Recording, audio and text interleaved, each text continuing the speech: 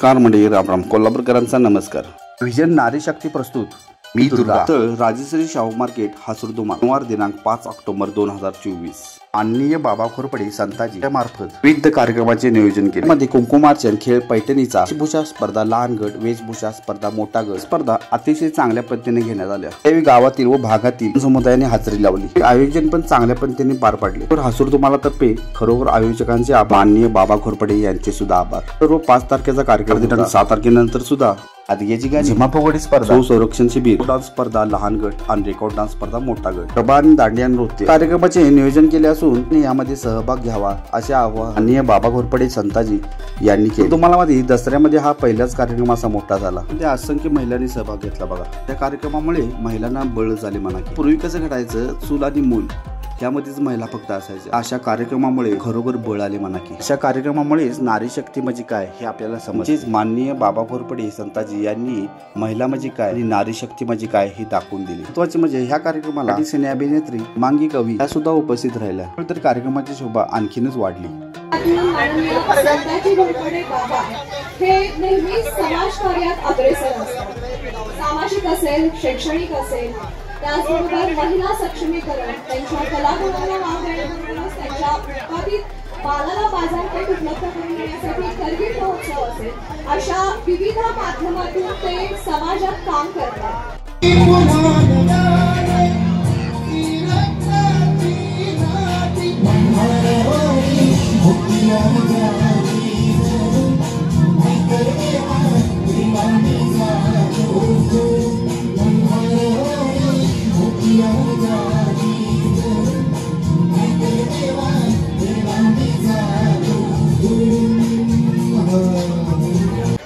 सुप्रसिद्ध सिने अभिनेत्री माननीय हेमांगी कवी यांच्या कार्यक्रमात सहर्ष स्वागत।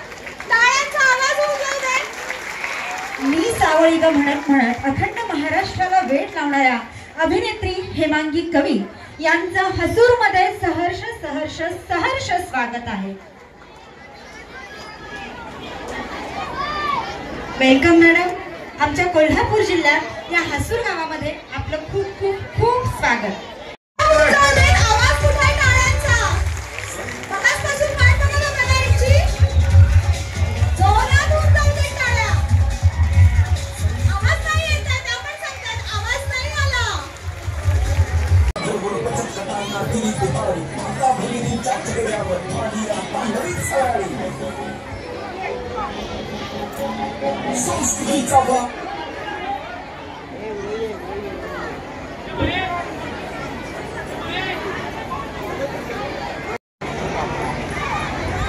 मी माननीय डॉक्टर निंबाळकर यांना विनंती करते की त्यांनी स्वागत करावं। जरा टाळ्या होऊन जाऊ दे।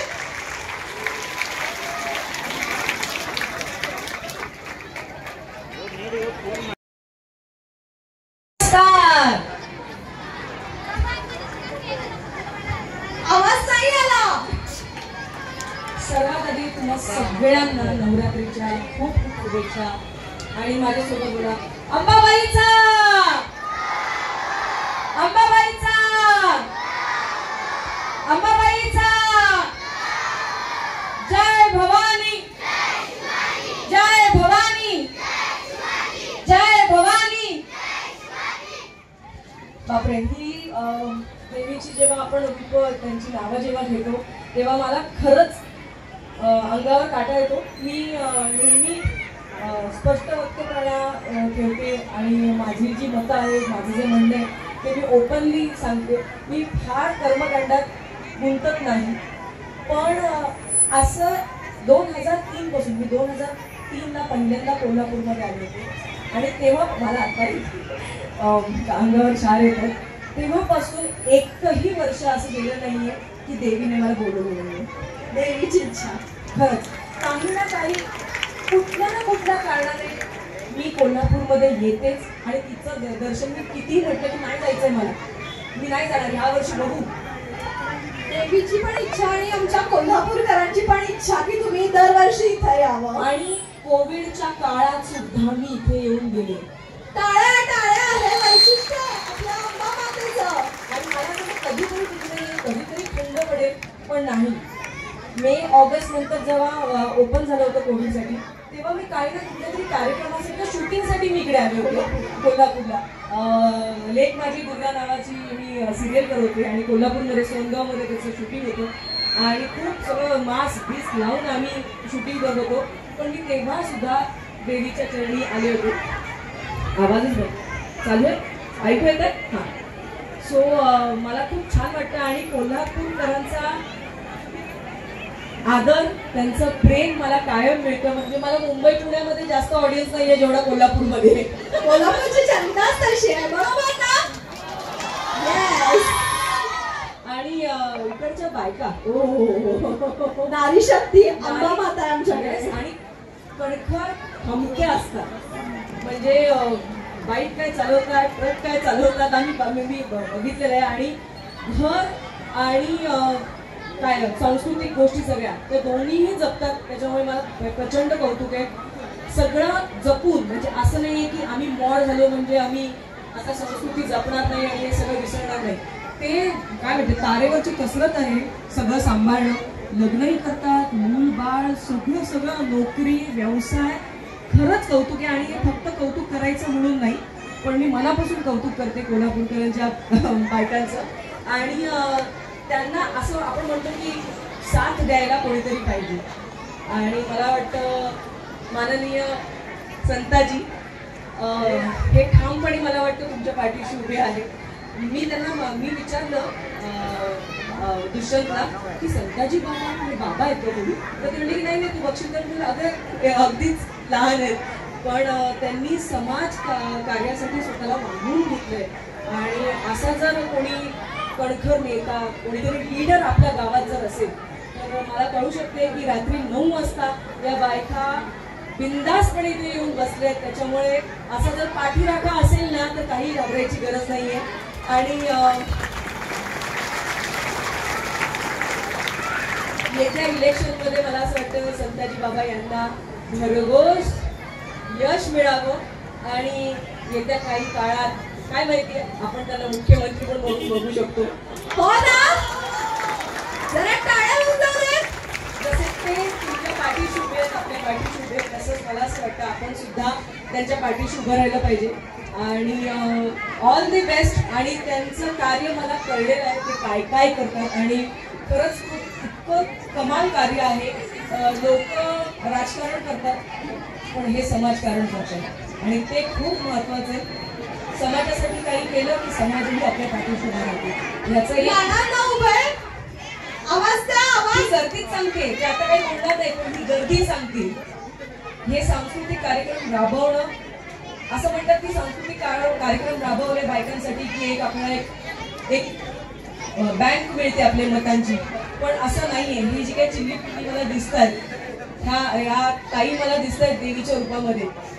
नुसताच कार्यक्रमाला यायचं असतं की त्या अशा बसल्या नसल्या. आपल्या मुलांना काहीतरी नटवलं असतं आणि पाठवलं असतं, प्राईज घेतलं असतं आणि घरी गेले असते. पण ते नाहीये. मला कळू शकतं की काय पद्धतीचं कार्य संताजी बाबा घोरपडे करतायत. आणि मला असं वाटतं की तुम्ही त्यांना साथ द्यावी. एक माणूस पुढे गेला की समाज पुढे जातो आणि समाज पुढे गेला की सगळ्यांचंच कल्याण होतं. सगळ्या तळागाळातल्या माणसांचं. मग इथे जात पात धर्म इथे काहीही उरत नाही, उरतो ते फक्त माणुसकी. आणि माझ्या खूप खूप शुभेच्छा आहेत आणि मला खरंच खूप छान वाटतंय तुमच्यामध्ये. Thank you so much. आणि जसं तुम्ही आता बोलताना म्हटलं की स्त्री ह्या सगळ्या आलेल्या आहेत त्या सगळी कामं आवडून आपापलं सगळं त्यांचे रोजचे एक वेगळे अनुभव आहेत. तसेच तुमचे पण अनुभव असतील. तुम्ही मराठी हिंदी सृष्टीमध्ये काम करताय तर तुम्हाला आजपर्यंतचा आलेला अनुभव खूप छान, खूप छान. असं म्हटलं जातं की फिल्म इंडस्ट्री, एंटरटेनमेंट बिझनेस याच्यामध्ये काय काय अनुभव येत असतील. तर मला आत्तापर्यंत देवीची शपथ घेऊन सांगते मला आत्तापर्यंत कधीही वाईट अनुभव आला नाही. कारण एकतर देवीची मला वाटतं आशीर्वाद माझ्या पाठीशी असतील. तिने मला ते कवचमध्ये ठेवलेलं आहे. आणि मला असं वाटतं की आपला अप्रोच, बायकांचा अप्रोच आपल्या कामा टुवर्ड्स काय असतो ते खूप महत्त्वाचं आहे. लोक म्हणतात मी माझ्या घरातलं कोणीही या कलाक्षेत्रात नाही, कोणी दूरपर्यंत नाही. मग असं होतं की आम्ही एवढी मिडल क्लास मुलगी इथपर्यंत कशी काय पोहोचली. तर माझ्या आई वडिलांचा विश्वास, माझ्या कामावरचा विश्वास तो मला आत्तापर्यंत इथे घेऊन आला. आणि आपलं ध्येय नीट असेल, आपली नियत जर चांगली असेल तर मला नाही वाटत कोणी अडवून येऊ शकतं. कष्ट हे सगळ्यात जास्त महत्त्वाचं असतं. या निमित्तानं तुम्ही काय सांगाल मला? की स्वप्न बघा, आईवडिलांच्या काय म्हणतात सहाय्याशिवाय सपोर्टशिवाय होत नाही. ते मी वेळोवेळी सांगते, नाराज होतात, काय काय म्हणतात की नको समाज काय म्हणेल, काय ते लिपस्टिक लावून वगैरे नाचगाणी करतेस वगैरे. पण तुमच्या आईवडिलांचा विश्वास आधी तुम्ही मिळवा, त्याला कधी तडा जाऊ देऊ नका. कारण माझ्या आईवडिलांचा पण विश्वास मी मिळवला. रात्री 2, 2:30, 3 वाजता मी एकांकिका स्पर्धा नाट्याचे प्रयोग करून घरी यायचे. पण माझ्या आई माझ्या पाठीशी खंबीरपणे उभी राहिली. समाज ची चार लोग क्या कहेंगे, अरे आले क्या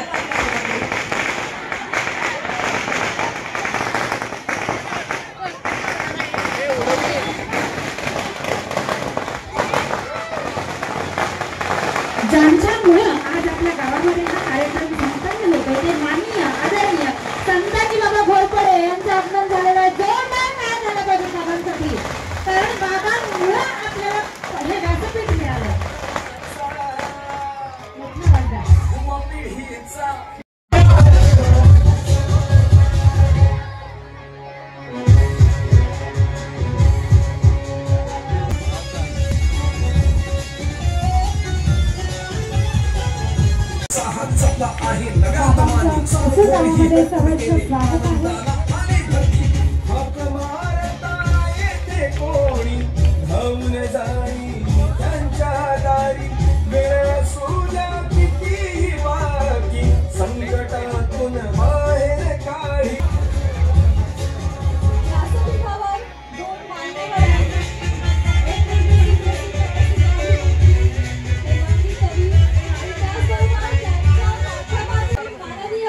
संताजी घोरपडे बाबा या दोघांसाठी टाळ्या उचलते.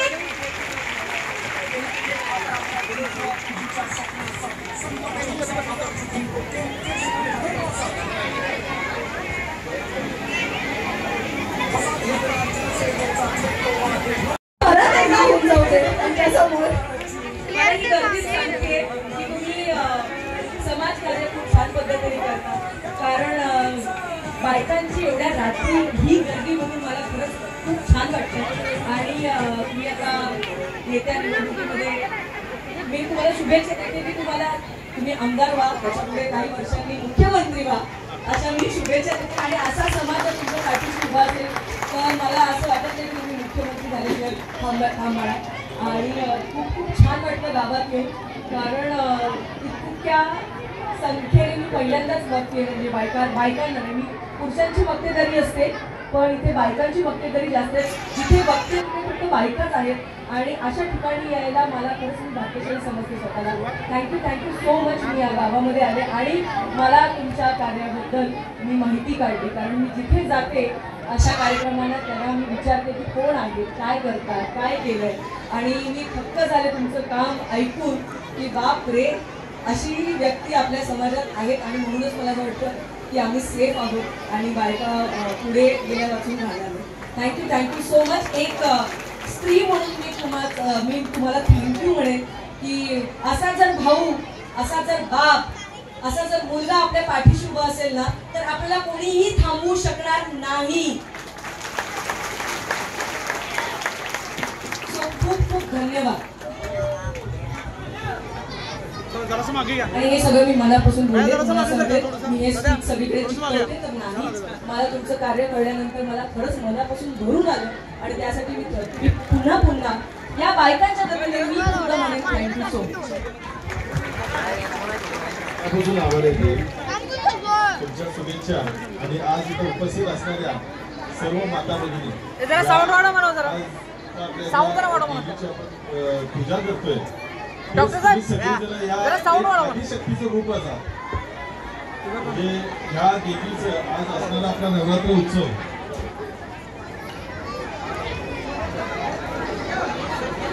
हा नवरात्र उत्सव म्हणजे एक तुम्ही सगळ्या उपस्थित असणाऱ्या सगळ्या माता भगिनी म्हणजे ह्या देवीचं आज एक आदिशक्तीचं रूपच आहात आणि आपण ह्या छोट्याशा कार्यक्रमाला मी आज आमंत्रित केल्यानंतर आज उपस्थित राहिलात त्याबद्दल मी आपल्या सर्वांचे मनापासून आभार मानतो। मी एक छोटासा सामाजिक कार्यकर्ता आहे आणि अगदी शून्यातनं मी सगळं निर्माण करत आलेलो आहे। म्हणजे माझ्या मागं आजपर्यंत असं ट्रस्टच्या माध्यमातून मी एक कोविड सेंटर चालू केलं, त्याच्या माध्यमातून त्याच्या अगोदर आम्ही औषध फवारणी जनजागृती करत होतो, कोविड पासून लोकांनी कशा पद्धतीने काळजी घ्यावी हा असा आमचा थोडक्यात प्रवास होता। आणि कोविड सेंटरने मला आज एवढ्या मोठ्या उच्चांकीवर नेलं की ज्या रुग्णांना आज आम्ही उपचार देण्यात यशस्वी झालो त्याच उपचार देणाऱ्या पेशंटनी आम्हाला आज एक भरभरून आशीर्वाद दिले। त्याच्याच माध्यमातून आमचं एक ट्रस्टच्या माध्यमातून हॉस्पिटल उभं राहिलं, जे करवीर तालुक्यात पहिलं महात्मा फुले योजनेचं हॉस्पिटल उभं राहिलं। तुम्हाला सांगतो मी माझ्याकडे कुठलेही पाठबळ आणि राजकीय ताकद नसताना आज 20 ते 25 कोटी रुपये सारखा शासकीय निधी आणण्यात मी यशस्वी झालो, एक सर्वसामान्य कार्यकर्ता असून सुद्धा। म्हणजे मला आज महाराष्ट्राचे मुख्यमंत्री उपमुख्यमंत्री देवेंद्र फडणवीस साहेबांनी माझ्याकडे कुठलेही राजकीय पद नसताना पण करवीर महोत्सव सारख्या कार्यक्रमासाठी मला 2.5 मिनिटं शुभेच्छांचा वर्षाव दिला। माझ्या एकत्रित सगळ्या समाजकार्याच्या ह्याच्यावरती ही माझ्यासारख्या सर्वसामान्य कार्यकर्त्यासाठी फार मोठी गोष्ट आहे तुम्हाला सांगतो। नाहीतर ह्याच्या अगोदर सगळं बघितलं जातं की हा कुठल्या पक्षाचा आहे कुठल्या ह्याचा आहे, पण माझं सामाजिक कार्य जे तळमळीने मी करत आलेलो आहे त्याची पोचपावती मला मिळाली। आणि आज तुमच्या सगळ्या माता भगिनींच्यामुळे मी आज या इथं उभा आहे आणि एक फार सामाजिक क्षेत्रात काम करत करत मी माझ्या ट्रस्टच्या माध्यमातून येणाऱ्या काही काळामध्ये म्हणजे काही महिन्यांमध्ये म्हणा आपल्या तालुक्यातली युवक युवतींसाठी मोफत एपीएससी यूपीएससी मार्गदर्शन केंद्र चालू करत आहे। हे केंद्र नुसतं म्हणजे नावापुरता नाही पण तिथं वसतिगृह, तिथं खानावळ आणि मुलांसाठी वर्ग आणि मुलींसाठी ग्राउंड सुद्धा हे स्वतंत्र 1000 मुलं आणि 1000 मुलींसाठी मी चालू करतोय। कारण निधीच्या माध्यमातून आज मी मुंबई सारख्या ठिकाणी बघितलं की तिथं एक सुद्धा उच्चस्तरीय अधिकारी आपल्यात नाही आहे। आपल्या ती मुलं जी होतात ती पोलीस भरती, आर्मी भरती, मंत्रालयीन क्लार्क होतात, तलाठी होतात, लईत लई पीएसआय होतात, पण आपल्या तालुक्यात आजपर्यंत कोणीही डीवायएसपी, कलेक्टर, तहसीलदार अशा पदावरती कोण गेले नाही। कारण मला हे मंत्रालय सारख्या ठिकाणी फिरत असताना मी बघितलं सगळे बाहेरच्या राज्यातले बरेचसे अधिकारी आहेत, पण मला असं वाटतंय की आपल्या तालुक्यातली आणि आपल्या इथल्या मुलांच्या देखील फार मोठं कौशल्य आहे। त्यांना जर चांगले मार्गदर्शन केंद्र जर सुरू झाले तर ह्या तालुक्यातली 2000 मुलांपैकी 100 ते 150 मुलं हे उच्चस्तरीय अधिकारी म्हणून पास होतील प्रत्येक वर्षी, याची मला 100% खात्री आहे। त्यासाठी मला तुमच्या सगळ्यांच्या आशीर्वाद आणि पाठबळाची आवश्यकता आहे। माझ्याकडे कोणीही मागं असं मोठं मार्गदर्शक नाही आहे। जे काही करत आलो हे समाजसेवेच्या जीवावर करत आलेलो आहे आणि ओरिजिनल सामाजिक कार्य करतच मी आजपर्यंत इथं तुमच्या समोर इथं उभं राहिलेलो आहे। तुमच्या इथं तुम्हाला सांगतो सगळ्या माता भगिनींसाठी मी बरेच काही काही असे नवीन प्रोजेक्ट करत असतो, सारखं काहीतरी संकल्पना राबवत असतो। करवीर महोत्सव घेण्यामागचा देखील माझ्या मागचा एक उद्दिष्ट असा होता की महिलांसाठी एक व्यासपीठ निर्माण व्हावं। महिला आपल्या कोल्हापूर शहरामध्ये जाऊन कुठेही त्या अशा सहभागी होऊ शकत नाहीत, म्हणून ग्रामीण मध्ये काहीतरी आपण चालू करावं म्हणून आम्ही करवीर महोत्सव स्थापना केली। आणि त्या करवीर महोत्सव मध्ये बचत गटांसाठी जवळजवळ सुरुवातीच्या पहिल्या वर्षात 450 बचत गटांसाठी मोफत स्टॉल दिले। त्यापैकी तुम्हाला सांगतो तिथल्या येणाऱ्या सहभागी होणाऱ्या महिलांनी 10,000 रुपये पासून 1.5 लाख रुपयेपर्यंत व्यवसाय केला। तो आमच्यासाठी फार मोठा क्षण होता। जसा आज इथं आम्ही हा स्टेज केला ह्याच्यावर दुप्पट मोठा स्टेज केला होता। तिथं लहानातल्या लहान मुलगीपासून 85 वर्षाच्या आजीपर्यंत सगळ्यांनी पारंपरिक खेळामध्ये सहभाग घेतला होता। त्याला जत्रेचं स्वरूप दिलं होतं। तुम्हाला सांगतो करवीर तालुक्यातला पहिला माझा आगळा वेगळा कार्यक्रम होता। मला भीती वाटत होती की ह्या कार्यक्रमाला कितपत लोकांना महिलांना मान्य होईल आणि कितपत नाही, पण महिलांनी एवढ्या चांगल्या पद्धतीने आम्हाला सहकार्य केलं। तुम्हाला सांगतो ना भूतो ना भविष्य मला कधी अशी वाटली नव्हती, अशी संकल्पना माझी चांगली पार पडली। दुसऱ्या वर्षी तर मला या वर्षीच म्हणजे आम्ही आता राबवला तो कार्यक्रम परत, त्याला देखील प्रचंड प्रतिसाद मिळाला। तुम्हाला सांगतो मी राम मंदिराचा रथ पण केला होता, कारण अयोध्येला जाऊन प्रत्येकाला जाऊन राम मंदिराचं दर्शन घेणं शक्य। रथ चालला 32 दिवस, म्हणजे ज्या ज्या गावांमध्ये जात होतो ज्या गावाचा आम्ही अंदाज आणि टायमिंग सांगितलं असायचं। आज तुमचे तानाजी चांदेकर साहेब आणि दिगंबर कांबळे ही सगळे, दिगंबर चौगुले ही सगळी जण आमच्या रथाच्या मागे होते। कुठून होते? भैरेश्वर पासून आमच्या पाठीमागे होते, पण रथ तुमच्या गावात येण्यास आम्हाला फार वेळ झाला. तुमच्या गावात देखील आपल्या हासूरमध्ये प्रचंड प्रमाणात प्रतिसाद आम्हाला चांगला मिळाला. म्हणजे मला सांगायचं एवढंच आहे की ग्रामीण भागामध्ये देवाच्या बाबतीत असणारी आस्था अजून प्रचंड प्रमाणात जिवंत आहे. ती मला रथाच्या माध्यमातून अनुभवायला मिळाली.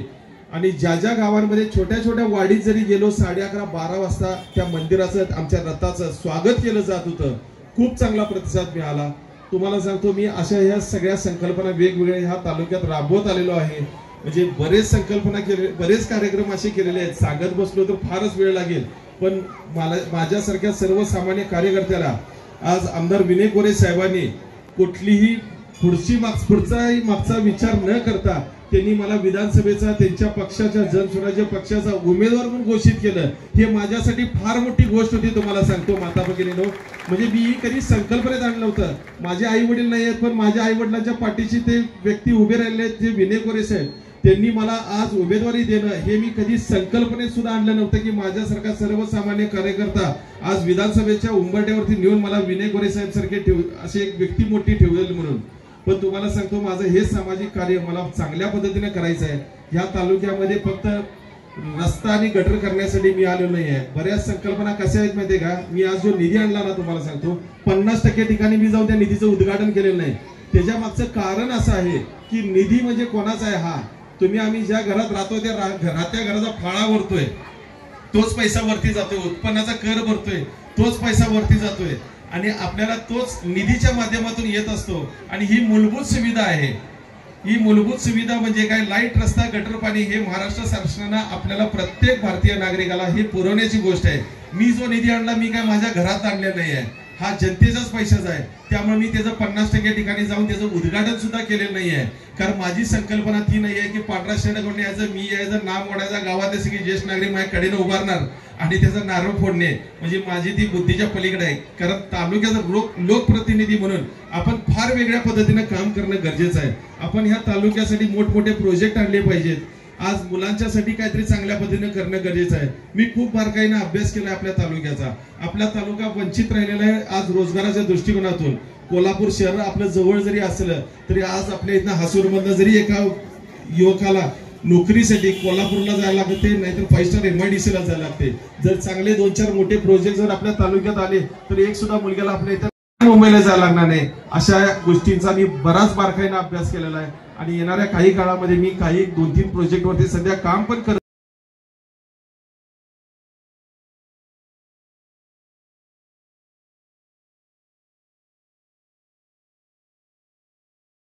पण करण्याच्या नादात आहे.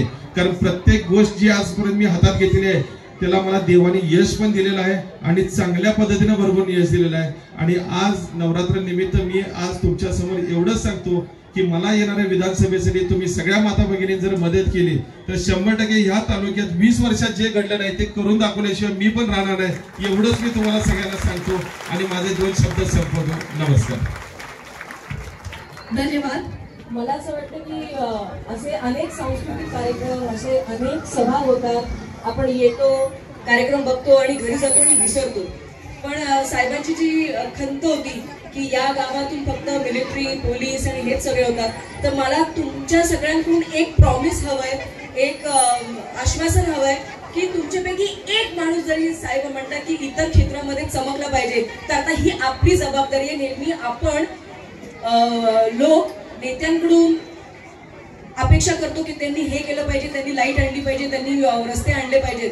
तर त्यांची सुद्धा ही अपेक्षा आहे की आपल्या गावातून पण मुलं त्या पोझिशनला पोहोचली पाहिजेत. आता ही जबाबदारी आपली आहे की आपल्या मुलांना घरी जाऊन आत्तापासूनच ही जी मुलं आहेत त्यांना आत्तापासून सांगू आणि साहेबांचं स्वप्न आपण पूर्ण करूया. हे आश्वासन मला हवंय. दिलं? पुढच्या 10 वर्षात चमकतील ना आपली पोरं? नक्की. एक या सभेचा, या सांस्कृतिक कार्यक्रमाचा हाच एक हेतू असतो. त्यांचे हेतू आहेत, पण एक जरी याच्यातून कोणी शिकलं, कोणी इन्स्पायर झालं तरी ही सभा, हे सांस्कृतिक कार्यक्रम फलदायी ठरतील असं मला वाटतं. नक्कीच ताई, माझ्या संकल्पना तुम्हाला सांगतो, मी काय राजकारणी म्हणून किंवा असं ह्याच्यातून नाही, पूर्णपणे सामाजिक आणि अगदी ओरिजिनल सामाजिक कार्यातूनच मी पुढे आलेलो आहे. कारण मला तळमळ माहिती आहे, लोकांच्या अडचणी काय असतात माहिती आहे, आरोग्याच्या दृष्टिकोनातून काय असते माहिती आहे. मी माझ्या ट्रस्टच्या माध्यमातून एक सांगरूळ फाट्याला हॉस्पिटल सुद्धा उभं केलं. तर तिथं नुसतं महात्मा फुले योजनेशिवाय करत नाही, लक्षात ठेवा. मी दर महिन्याला तिथं 12 ते 15 ऑपरेशन मोफत करून देतोय. आज जरी आपल्या गावातल्या एका व्यक्तीनं सांगितलं किंवा ज्येष्ठ नागरिकांनी तुम्ही जरी माता भगिनींनी सांगितलं की एखाद्या व्यक्तीची अडचण आहे आणि त्याच्याकडे आपण आर्थिकदृष्ट्या काहीच मदत नाहीये त्याला, तर आम्ही त्या डॉक्टर आणि भूलतज्ञांच्या समोर उभं करतोय त्यांना की ही गावातनं लोक आलेली आहेत, अमुक हा पेशंट आहे आणि त्याच्यासाठी आपल्याला मोफत उपचार करावा लागणार आहे. आम्ही त्याची कुठं जाहिरात सुद्धा करत नाही बरं का, अजिबात जाहिरात सुद्धा करत नाही. कारण तो जो व्यक्ती आलेला असतो त्याची व्यथा घेऊन आलेला असतो आणि त्याची अडचण असते. त्यामुळे असं आजपर्यंत मी ह्या गेल्या 3 वर्षामध्ये 2,500 ते 3,000 लोकांचे मोफत ऑपरेशन करून दिले आणि त्यांनी त्यांच्या मुलाखती सुद्धा आम्हाला दिलेल्या आहेत. आणि आम्ही त्यांना त्यांच्या घरपोच सुद्धा करण्याची व्यवस्था करतो. ती जी नाळ ह्या तालुक्यात जोडलेली आहे ना, ती खूप चांगल्या पद्धतीने माझी जोडलेली आहे. आणि लोक आज माझ्याकडे एक चांगल्या अपेक्षेने बघतात आणि हक्काने मला प्रत्येक गोष्टीची अडचण सांगतात. त्यामुळे ही आयुष्यात जाताना अंगावरचं कापड सुद्धा न्यायचं नाही, सगळं इथं टाकून जायचं आहे. फक्त एक जे घेऊन जायचं आहे किंवा हा आला होता ह्यानं काहीतरी केलं आणि चांगलं काहीतरी करून गेला, एवढंच मला आपल्या सगळ्यांना सांगायचं आहे. नमस्कार. जोरदार टाळ्या या गोष्टीसाठी, जोरदार इतक्या कडकडाट झाला पाहिजे की अगदी मुंबई आणि पुण्यापर्यंत हा टाळ्यांचा कडकडाट पोहोचला पाहिजे. अगदी मनापासून सांगते आणि हे बोलायचं म्हणून खरंच बोलत नाही. जर इतका चांगला हेतू जर तुमचा असेल तर नक्कीच माझ्या खरं शुभेच्छा आहेत आणि तुम्ही तुमचं स्वप्न, गावातलं स्वप्न नक्कीच पूर्ण करू शकाल. Thank you so much. धन्यवाद. एक विनंती आहे, मॅमचं स्वागत तुमच्या हस्ते करायचं आहे.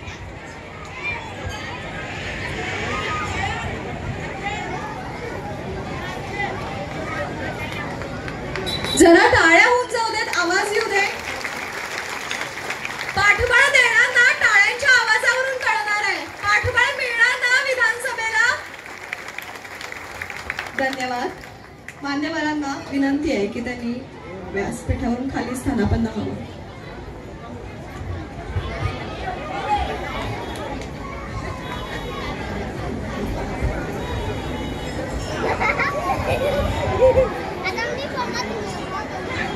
सर्वांना एक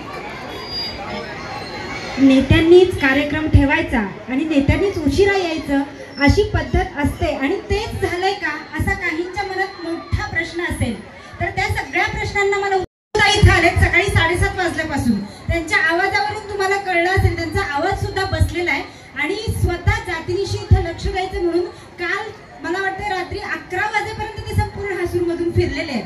प्रत्येकाच्या घरी जाऊन स्वतः त्यांनी आमंत्रण दिले आणि नियोजित आजचा जो प्रवास होता तो थोडासा लांबल्यामुळं बाबांना इथे यायला उशीर झाला. आणि मगापासून बाबांचा उल्लेख आपण नेता असं करताय. खरं तर मला माझी ओळख सांगायला आवडेल इथं मुद्दामून. मी आज इथं अँकरच्या भूमिकेत अजिबात नाहीये. मी हर्षदा परीट, आपल्या गावचं आपल्या जवळच बाचणी गाव आहे, मी बाचणीची आहे आणि सध्या मी महसूल खात्यामध्ये महसूल सहाय्यक अधिकारी पदावर कार्यरत आहे. MPSC मधून माझी निवड झालेली आहे आणि या सगळ्या प्रवासात बाबांचं आणि बाबांच्या विजन चॅरिटेबल ट्रस्टचा खरंच मला खूप सपोर्ट लाभलेला आहे. आणि बाबांना नेता म्हणणं मला खटकलं कारण बाबा आमचे नेता नाहीत, बाबांना नेता व्हायचं नाही. बाबा खरे खुरे समाजसेवक आहेत आणि त्यांना समाजसेवेसाठी पुढे यायचं आहे. समाजसेवेसाठी तुमच्या बहिणींसाठी हक्काचा भाऊ म्हणून तुमच्या पाठीशी उभं राहायचं आहे आणि त्या समाजसेवेचा वसा आणि वारसा आमदारकीच्या रूपाने पुढे चालवायचा आहे. आजपर्यंत आपण आमदार म्हणून अनेक नेते बघितले, पण आता आमदारांच्या भूमिकेत आपल्याला सच्चा समाजसेवक बघायचा असला तर तुम्ही नक्की, माझ्या सगळ्या माता भगिनींना विनंती आहे की बाबांच्या पाठीशी तुम्ही ठामपणे उभे राहा. आणि कोविडचा काळ बाबांनी जो सांगितला, माझ्या आणि बाबांची ओळख खरं तर कोविडच्या काळातली. तुम्हाला सगळ्यांना आठवत असेल कोविडचा काळ इतका भयंकर होता की त्या काळामध्ये ज्या माणसांनी आपल्याला साथ दिली ना त्या माणसांना आपण आयुष्यभर विसरू शकत नाही. माझ्या भावाला कोरोना झाला होता. माझ्या सख्खे म्हणून घेणाऱ्यांनी दरवाजे बंद केले, निर्म्यानं घरं धुवून काढली. पण ही 2 माणसं होती, डॉक्टर संगीता निंबाळकर मॅडम आणि बाबा, यांनी जवळ मायेनं धरलं आणि त्यांच्या कोविड सेंटरमध्ये आम्हाला मोफत उपचार दिले. त्यांचे कोविडच्या काळातले माझ्या कुटुंबावरती आणि माझ्या भावावरती अनंत उपकार आहेत. त्यामुळे मी सुट्टी टाकून बाबांसाठी फक्त आज इथं उपस्थित आहे. मला नक्कीच हे सांगावं असं वाटेल की नेता म्हटलं की फक्त तो राजकारणामधला नेता असतो असं नाही. नेता जो असतो की समाजाच्या पुढे चालणारा असतो. आणि तुम्ही मला सांगितलं की ते भ्रमंती करतायत म्हणजे ते चालतायत आणि ते पुढे चालतायत म्हणून आपण त्यांच्या मागे आहोत. आता पुढे चालता चालता चालता 2 रस्ते येतात. चालत चालत त्या नेत्याने मंत्रालयात जाऊन बसायचं, त्या खुर्चीवर जाऊन बसायचं, की चालत चालत येऊन समाजामध्ये असं येऊन बसायचं. त्यामुळे मी नेता म्हणजे लीडर या अपेक्षेने बोलले होते. मी नेता हसक खोचकपणे मी कधीच कोणाला बोलणार नाही आणि त्यांचं समाजकार्य मी इथे यायच्या आधी ऐकलेलं आहे. आणि प्रत्येकाला, प्रत्येक समाजाला, प्रत्येक गटाला एक नेता हवा असतो, एक लीडर हवा असतो. नेता म्हणजे राजकारणातला नाही.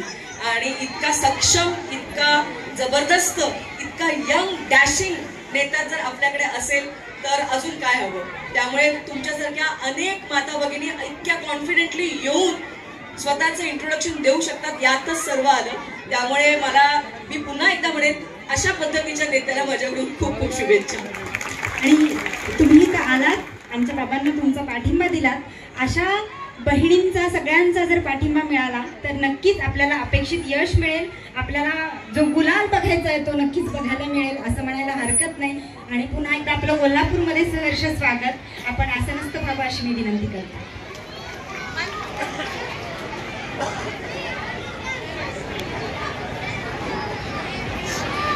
आजच्या या कार्यक्रमासाठी सुप्रसिद्ध सिने अभिनेत्री हेमांगी कवी यांची उपस्थिती आपल्याला लाभली. त्या या कार्यक्रमातून निघतायत, त्यांना जायचं आहे, त्यांचं शूट असेल मे बी. त्यामुळं जरा टाळ्या होऊन जाऊ देत. त्या आपल्या सर्वांसाठी आज इथं उपस्थित आहेत. मॅम तुमचं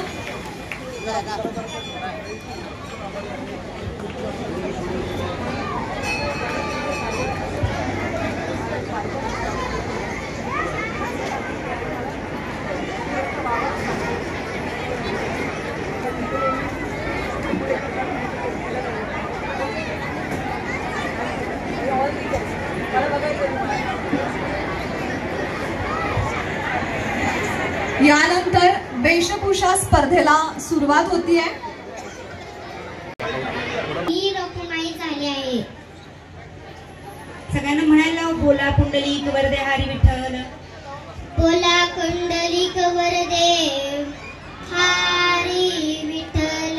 श्री ज्ञानदेव तुकाराम पंढरीनाथ भगवान की. जोरदार टाळ्या छोट्या रखुमाई. मी ओवी म्हणणार आहे. नका दळू लागू देवा दुखेल मनगट.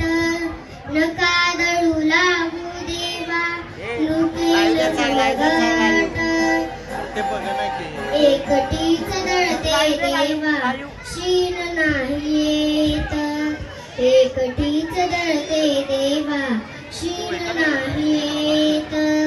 सभा मंडपाच्या भिंती जणी सारवीत. सभा मंडपाच्या भिंती जणी सारवीत. पंढरीचे पांडुरंग आले रातोरात. पंढरीचे पांडुरंग आले रातोरात.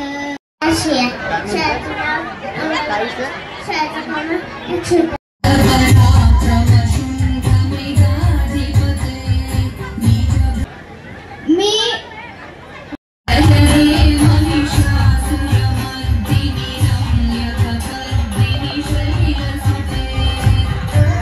करण्यासाठी आणि त्या राक्षसांचा नाश करण्यासाठी जी धावत आली तीच म्हणजे दुर्गा माता.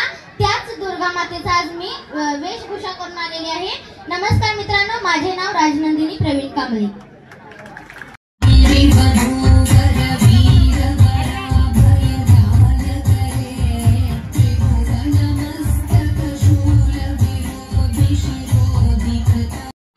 हे कोण आहे? कोण आहे? माझे नाव समृद्धी संग्राम कोतेकर.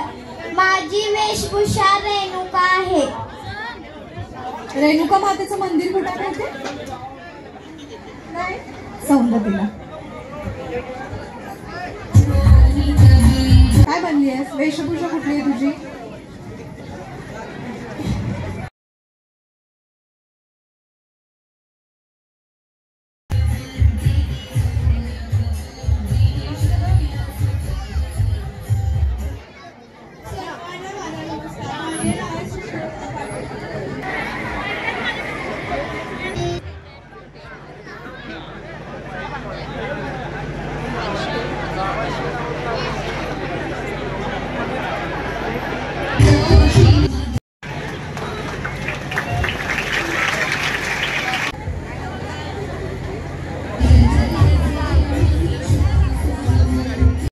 तुमच्या मुलांना अशाच वेगवेगळ्या वेशभूषा द्या, बोलायला शिकवा. आई सगळ्यात मोठा पहिला गुरु असते. मला माझ्या आईनं बोलायला शिकवलं, त्याच्यानंतर शिक्षकांनी मला व्यासपीठ निर्माण करून दिलं. आमच्या वेळी एवढे मोठे व्यासपीठ नव्हते ना, कुठल्या वेगवेगळ्या स्पर्धा होत्या. तुमची मुलं खूप भाग्यवान आहेत की अशा प्रकारची व्यासपीठ तुमच्या गावात बाबा त्यांच्यासाठी उपलब्ध करून देतात. तर त्याचा पुरेपूर उपभोग घ्या. सर्व दृष्टीनं तुमचं मूल सर्वांगीण विकास होण्याच्या दृष्टीनं जे जे करता येणं तुम्हाला शक्य आहे ते सगळं तुम्ही करा, म्हणजे आपोआप त्याचा सर्वांगीण विकास होत जातो. नमस्कार, माझं नाव वैशाली दत्तात्रय पाटील. मी याच गावची आहे आणि मी कात्यायनी देवीचा लूक केला आहे. कात्यायनी देवीचा लूक केला आहे आणि सांगू का, कात्यायनी देवी ही कात्य ऋषीच्या घरी जन्माला आल्यामुळे तिचं नाव कात्यायनी पडलंय. बरं, फक्त आता मला सांगा, ही जी आपली करवीर नगरी आहे, कोल्हापूर नगरी आहे, याला 3.5 शक्तिपीठ का म्हणतात? त्याचं काय स्पष्टीकरण देऊ शकता का?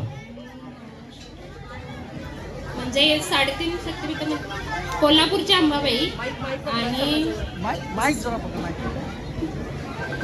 अंबाबाई आणि रेणुका, माहूरची रेणुका, आणखीन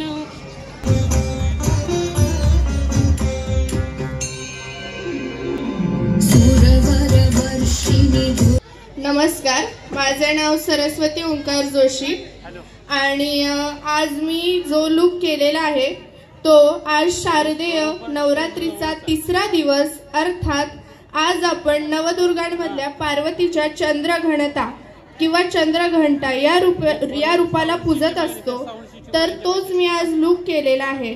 आता चंद्रघंटा या नावाचं जर विश्लेषण करायचं झालं तर चंद्र म्हणजे जी चंद्राप्रमाणे तेजस्वी आहे आणि जिच्या माथ्यावर चंद्र सुशोभित आहे, चंद्राचे चिन्ह सुशोभित आहे अशी ती चंद्रघंटा. तर जेव्हा स्वर्गात असुरांचा कोप वाढला होता, देवलोक त्रस्त झाले नाही, तर तुमचा निर्भीड आवाज हेच तुमचं एक शस्त्र आहे. आज जर तुम्ही बघितलं असेल तर मी हातात कोणतंच शस्त्र घेतलेलं नाही. मला हे सांगायचं आहे की तुमचा बुलंद आवाज हेच तुमचं शस्त्र आहे. फक्त तो बुलंद आवाज चंद्रघंटा या देवीच्या घंटेप्रमाणे विशाल असायला हवा. धन्यवाद. एक आपली करवीर निवासिनी अंबाबाई, आणखी कात्यायनी देवी, परत अशी त्या ज्या दुर्गा आहेत त्यांचे स्थान सांगणं, त्याचं स्थान ठिकाणं सांगू शकत नाही मी, पण एवढंच सांगेन की ते जे 9 ठिकाण आहेत मी त्यांचा नक्कीच अभ्यास करेन. पण आत्ता हेच सांगू शकते की ज्या नवदुर्गा आहेत त्यांचा मी नतमस्तक होते आणि आता जे मला माहिती नाहीये त्याबद्दल मी हे स्पष्टीकरण देऊ इच्छिते की कदाचित मी तेवढी अजून नाहीये, काय म्हणतात की तेवढी मी अजून देवीची कृपा नाही की माझ्याकडे ठिकाणे नाहीत किंवा माझी माहिती नाहीये. थँक्यू. जोरदार टाळ्या होते तिच्यासाठी.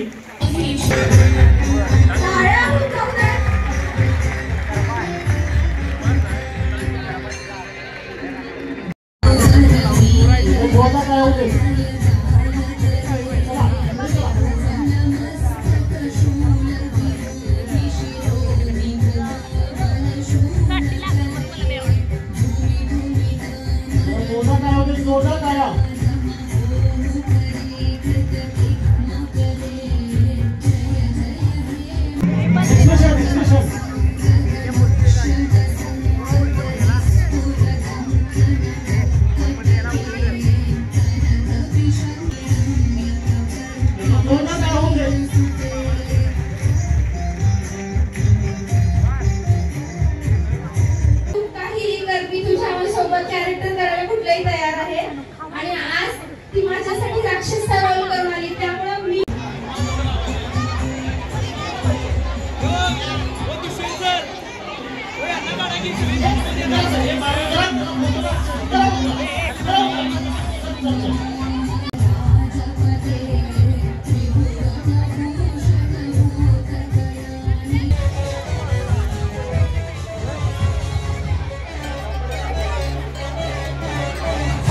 विजन नारी शक्ती प्रस्तुत मी दुर्गा कसा वाटला नक्की सांगा। अध्यक्ष विजन चॅरिटेबल ट्रस्ट आणि अध्यक्ष vision multi specialist hospital Koparde खरोखर आभार करून माननीय संताजी घोरपडे यांचे सुद्धा आभार। कार्यक्रम कसा वाटला कमेंट बॉक्स मध्ये नक्की सांगा। चॅनलला सबस्क्राईब नक्की करा।